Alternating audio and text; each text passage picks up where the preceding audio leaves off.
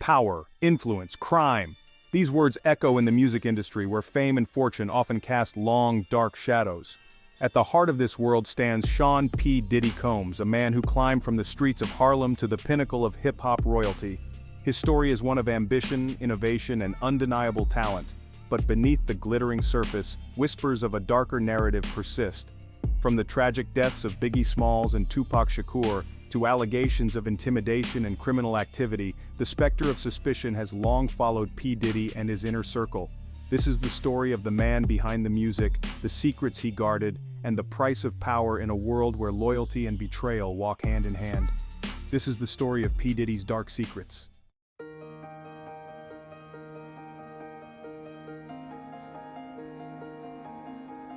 Born in Harlem, Sean Combs' early life was a world away from the glitz and glamour that would later define his image.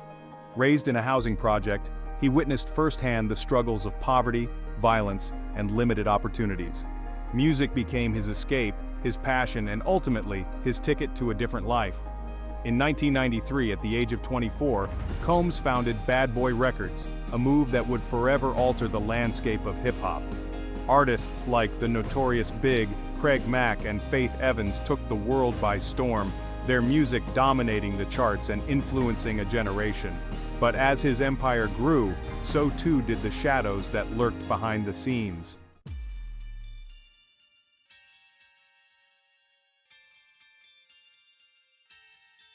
As P. Diddy's star ascended, a string of controversies began to cast a shadow over his success. The East Coast versus West Coast rivalry resulted in the tragic deaths of Tupac Shakur and the Notorious Big. While P. Diddy was never directly implicated, whispers of his alleged involvement have persisted for decades. Beyond the headlines, rumors of violence and intimidation within P. Diddy's inner circle began to surface. Stories circulated of strong-arm tactics, alleged beatings, and a culture of silence enforced to protect the empire's image. The question remained: how much did P. Diddy know about the criminal activities surrounding him, and to what lengths did he go to protect his empire?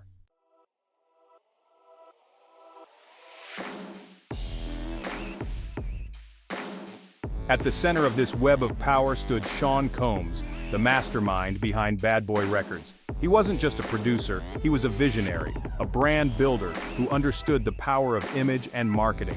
But beneath the charm and charisma, Combs was also a shrewd businessman with a ruthless streak.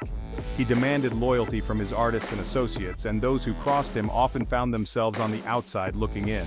The line between business and pleasure, between legitimate dealings and illicit activities, often blurred in Combs' world. As Bad Boy Records grew in influence, so too did the risks and the potential for violence.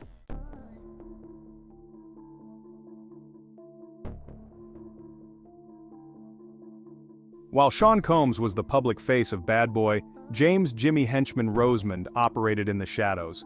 A streetwise hustler with a reputation for ruthlessness, Rosemond was a powerful music executive with alleged ties to drug trafficking and violence. Officially, he served as a manager for several Bad Boy artists. But behind the scenes, his role was far more complex. He acted as a fixer, using his street connections to handle any situation that threatened Combs' empire. Rosemond was later convicted of running a multi-million-dollar cocaine trafficking ring and sentenced to life in prison. His story is a chilling reminder of the dark underbelly of the music industry.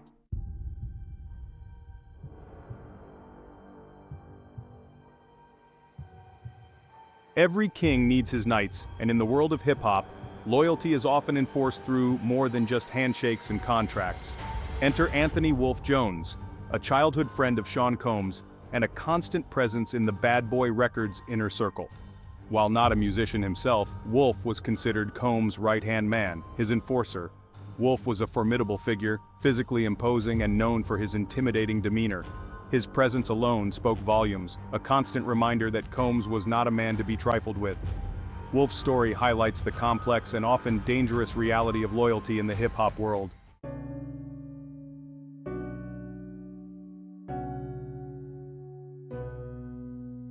Christopher Wallace, better known as the Notorious Big, was more than just Bad Boy's biggest star. He was Sean Combs' protege and close friend. Biggie's rise to fame mirrored that of Combs, their destinies intertwined in the whirlwind of success that was Bad Boy Records.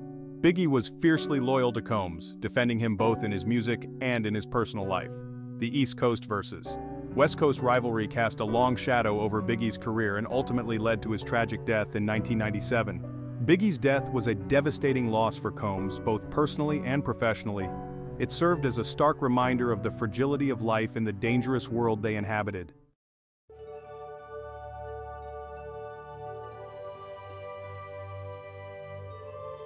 By the mid-1990s, the hip-hop world was captivated by a growing rivalry. On one coast stood New York City, the birthplace of hip-hop, where gritty realism fueled the rhymes of artists like Nas and the Notorious Big. On the opposite coast, Los Angeles was brewing a storm of its own with Death Row Records, headed by Suge Knight and propelled by Tupac Shakur. The rivalry, initially fueled by media hype, soon escalated into a war of words. Diss tracks were released, each side taking aim at the other's credibility and street authenticity. The stakes were high, and the consequences, as the world would soon learn, could be deadly.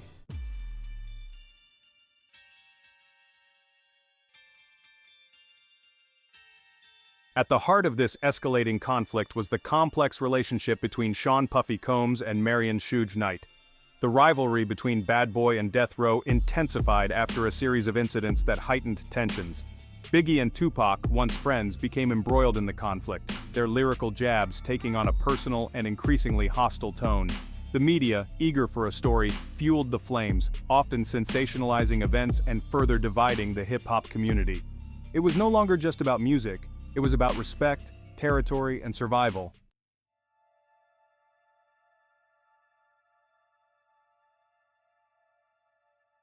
On September 7, 1996, the simmering tensions between the East and West Coast hip-hop scenes reached a boiling point.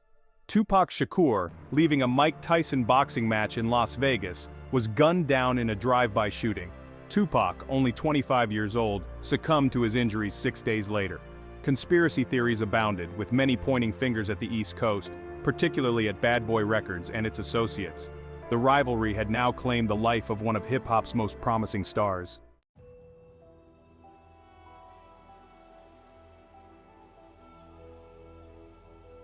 In the wake of Tupac Shakur's death, the hip-hop world was consumed by grief, anger, and a thirst for answers. Rumors and accusations flew, with many believing that Biggie Smalls and the Bad Boy camp were somehow involved. Theories ranged from street-level retaliation to elaborate conspiracies involving music industry figures and gang members. The lack of concrete evidence and the refusal of key witnesses to cooperate with authorities only deepened the mystery.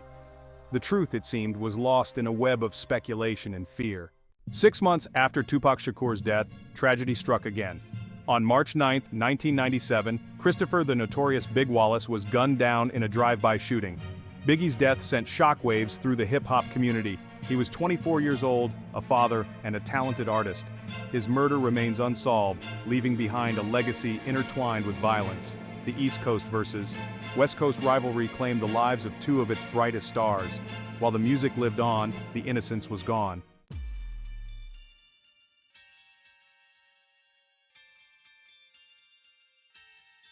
December 27, 1999.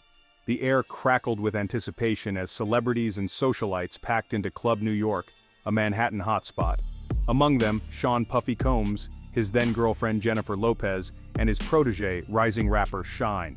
The atmosphere was electric, fueled by champagne, flashing lights, and the intoxicating aura of fame. But the night took a sinister turn, descending from celebration to chaos in a heartbeat. An argument, sparked by a perceived disrespect, escalated into a physical altercation. Witnesses later described a chaotic scene, shouting, shoving, and then the deafening roar of gunshots. 3 people lay injured, none fatally. Panic gripped the club as patrons scrambled for safety, desperate to escape the crossfire. Amidst the pandemonium, Combs, Lopez, and Shine fled the scene in a chauffeured SUV, their glamorous night dissolving into a nightmare. In the aftermath, all eyes turned to Combs and his entourage. What began as a night of revelry transformed into a public scandal, thrusting the dark underbelly of the music industry into the harsh glare of the spotlight. The incident, forever etched in hip-hop lore, raised disturbing questions about the price of fame, the limits of loyalty, and the shadowy world that surrounded Sean Combs and his empire.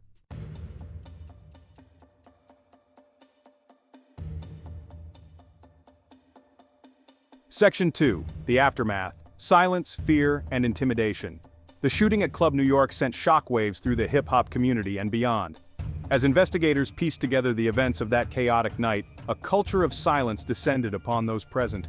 Witnesses, fearful of retaliation, were reluctant to come forward, their silence speaking volumes about the fear that permeated Combs' inner circle. Combs himself remained largely silent, issuing carefully worded statements through his representatives. His legal team, known for their aggressive tactics, sprang into action, working tirelessly to control the narrative and distance their client from the unfolding scandal. Rumors swirled about witness tampering and intimidation. Some witnesses claimed to have been offered money or threatened into silence, their stories adding credence to the whispers of a calculated cover-up, orchestrated by Combs' powerful associates. The incident painted a chilling picture of the power dynamics at play. It revealed the lengths to which some were willing to go to protect their interests and maintain their grip on the narrative, even if it meant silencing those who dared to speak out.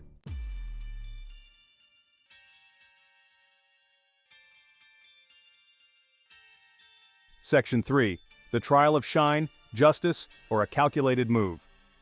As the investigation into the Club New York shooting progressed, one name emerged as a central figure: Jamal Shine Barrow. The young rapper, signed to Combs' Bad Boy Records, was accused of firing the shots that injured 3 people that night. Combs, along with his bodyguard Anthony Wolf Jones, also faced charges related to gun possession and bribery. The trial, a media spectacle, captivated the nation, pitting the word of a rising star against the might of a hip-hop mogul. In a controversial move, Combs' defense team distanced their client from Shine, portraying the young rapper as a loose cannon acting on his own accord. They argued that Combs, while present at the scene, was not involved in the shooting and had no knowledge of the firearm allegedly in his possession. Shine, facing mounting pressure, maintained his innocence. However, in the end, the jury found him guilty of multiple charges, including assault and reckless endangerment. He was sentenced to 10 years in prison.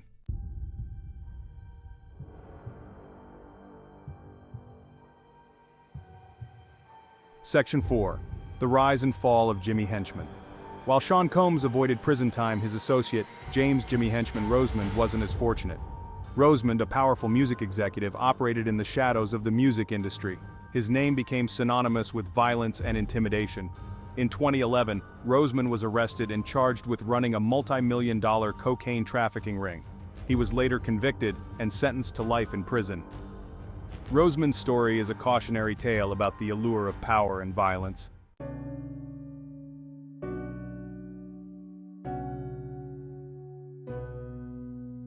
The Club New York shooting and its aftermath left an indelible mark on Sean Combs' legacy. While he escaped serious legal repercussions, the incident raised questions about the true cost of his success and the lengths to which he and his associates were willing to go to protect their empire. The loyalty demanded within Combs' inner circle, once a source of strength and unity, became a double-edged sword. It shielded him from accountability but also ensnared him in a web of suspicion and violence, forever linking his name to the dark underbelly of the music industry. The events of that December night in 1999 serve as a stark reminder of the fragility of fame and the corrupting influence of power. They expose the human cost of ambition unchecked, the lives forever altered by the pursuit of success at any cost. And while the music lives on, the echoes of that night continue to resonate, a haunting reminder of the secrets buried beneath the beats and rhymes, a testament to the enduring power of truth and the elusive nature of justice.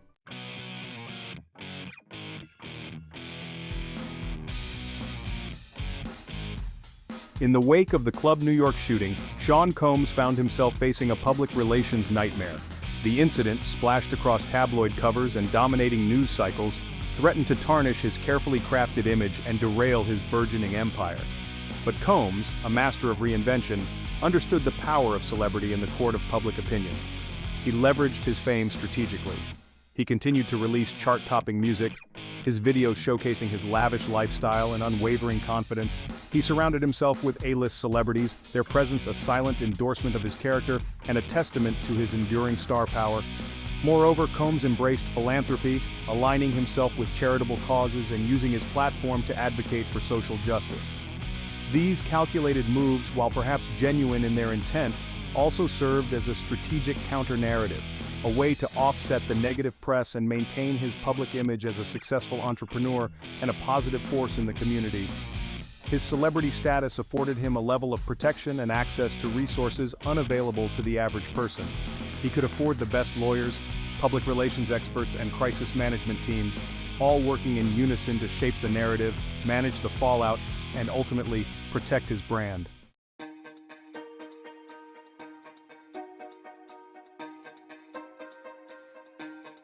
When it came to navigating the legal system, Sean Combs spared no expense.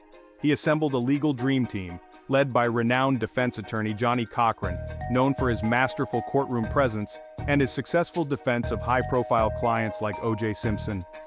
Cochran and his team employed a multi-pronged strategy, challenging the credibility of witnesses, highlighting inconsistencies in the prosecution's case, and painting Combs as a victim of circumstance rather than an active participant in the shooting. Their aggressive tactics and meticulous attention to detail sowed doubt among the jurors, creating an atmosphere of uncertainty that ultimately benefited their client. In addition to their courtroom prowess, Combs' legal team excelled at leveraging the media to their advantage. They staged press conferences, released carefully worded statements, and granted interviews to select media outlets, all designed to control the narrative and influence public perception. Their efforts proved effective. Combs was acquitted of all charges related to the Club New York shooting, a legal victory that solidified his image as a Teflon Don, seemingly untouchable and capable of emerging from scandal unscathed. Controlling the narrative, media manipulation, and public perception. Sean Combs' success is due to his understanding of the media and shaping public perception.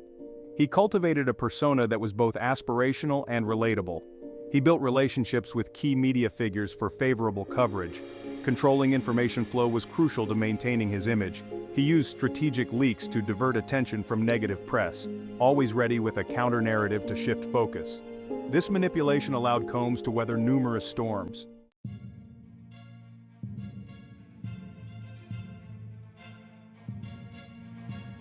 One of the most enduring mysteries surrounding Sean Combs and his empire is the unwavering loyalty he commanded from those within his inner circle. This code of silence, enforced through a combination of loyalty, fear, and strategic silence, proved to be both a blessing and a curse. For Combs, this loyalty served as a protective shield, insulating him from accusations and shielding him from potential legal consequences. It meant that witnesses were less likely to cooperate with authorities, rumors were quickly silenced, and his version of events often went unchallenged. However, this code of silence came at a steep price. It meant that justice for victims of violence was often elusive, the truth buried beneath layers of loyalty and fear. It created an environment where accountability was rare, and those who dared to speak out risked facing consequences far greater than any legal ramifications. The code of silence, surrounding Sean Combs, stands as a stark reminder of the complex interplay between power, loyalty, and the pursuit of justice. It's a reminder that the truth, even when hidden in plain sight, can be a slippery and elusive thing, especially when powerful forces are determined to keep it buried. Sean P. Diddy Combs, mogul, music icon, but as we've explored, a man also trailed by persistent shadows of suspicion. The Teflon Don, some called him, seemingly unscathed by scandals and violence. But can any reputation truly be immune to such darkness? The Club New York shooting, the deaths of Biggie Smalls and Tupac Shakur, these events paint a picture of an environment where loyalty often superseded legality. Was Combs a mastermind pulling strings from the shadows, or a man caught in a web of his own making? The answer, like much of Combs' story, remains elusive. This isn't to diminish Combs' undeniable talent or his contributions to music, but behind the glittering facade lies a complex and often uncomfortable truth. A truth that forces us to confront the compromises made and the human cost of ambition unchecked.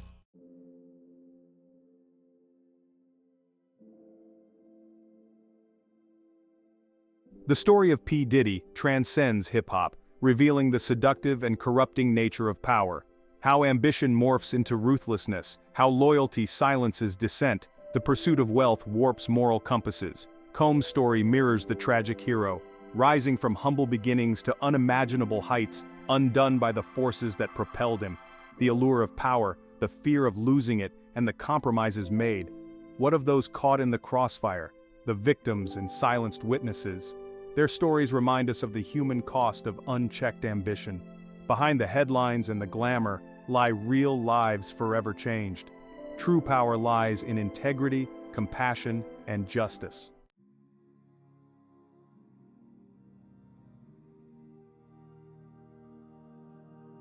As we step back from the world of hip-hop and P. Diddy, it's crucial to acknowledge the broader implications. Power, influence, and justice are not confined to entertainment. They permeate every aspect of our lives. From government corridors to corporate boardrooms and our personal relationships, we navigate power dynamics. Understanding power's seductive nature and the importance of accountability is crucial. The code of silence protects those in power. Breaking this silence and demanding accountability is essential. P. Diddy's story is a call to action. Success should be measured by justice and integrity and the well-being of all. True power amplifies marginalized voices, holds the powerful accountable, and strives for a world where everyone thrives.